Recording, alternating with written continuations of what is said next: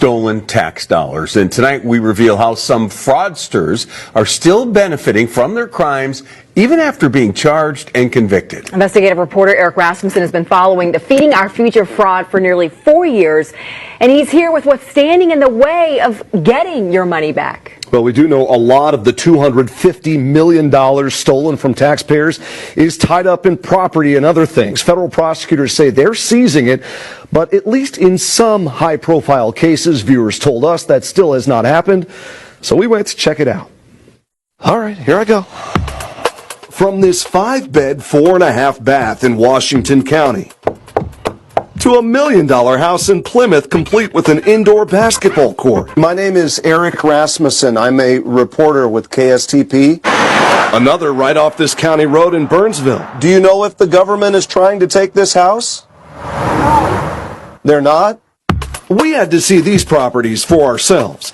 Each house owned by people convicted of fraud, connected to Feeding Our Future. $250 million meant to help kids in need, stolen at the height of the pandemic. We have property all over the state, in different parts of the country. But long after prosecutors filed paperwork to seize properties purchased with stolen taxpayer dollars, neighbors told 5 Investigates that still has not happened. Is it fair for the public to want answers about what's being done? Absolutely. It's our money. Mark Osler is a professor at the St. Thomas Law School and a former federal prosecutor. This is something in criminal law that too often gets forgotten, the money side of it. You know, we pay attention to the body when someone walks into court, when they're taken away to prison, but the harm is often in the money. Take former Safari restaurant owner Salim Saeed. 5 guilty verdicts now. A jury convicted him and Feeding Our Future founder Amy Bach nearly 9 months ago.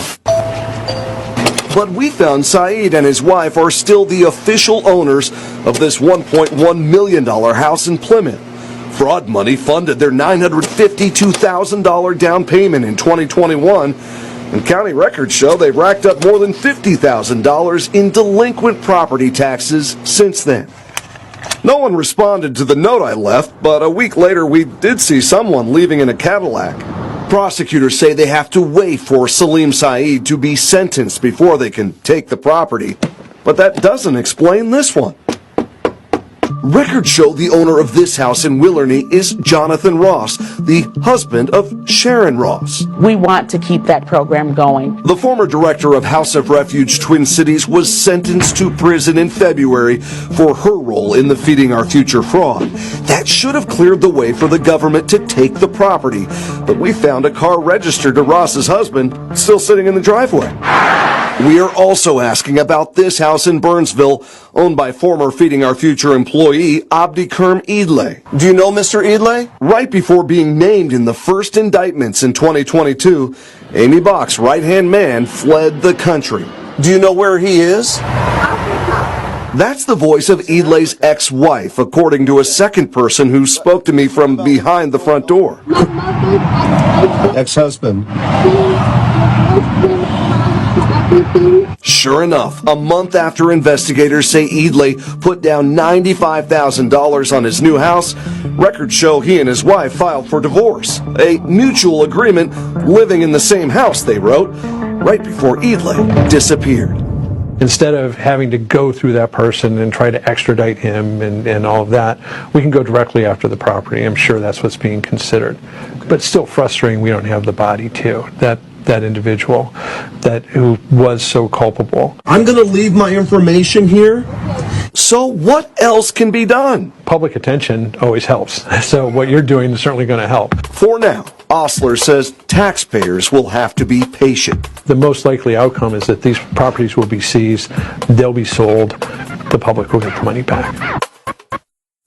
For weeks now, we've been asking prosecutors specific follow-up questions about these 3 properties. And I can tell you in just the last 45 minutes, I got a call back from the lead prosecutor, Joe Thompson. He says they have to let the full legal process play out. In each of these cases, he added that the value of what they have seized so far is significant, somewhere between $60 and $70 million. And I can tell you when I went back to check court records today, which we've been doing a lot lately. I did find the U.S. Attorney's Office just reached a settlement to recover an additional $227,000 that was tied up in a property in Kentucky. That one was previously owned by another defendant in these Feeding Our Future cases that was sentenced earlier this summer. So the bottom line is the process is happening, maybe not as fast as some people would like. Moving slowly. Yeah. All right. Thank you, Eric. Thank you so much.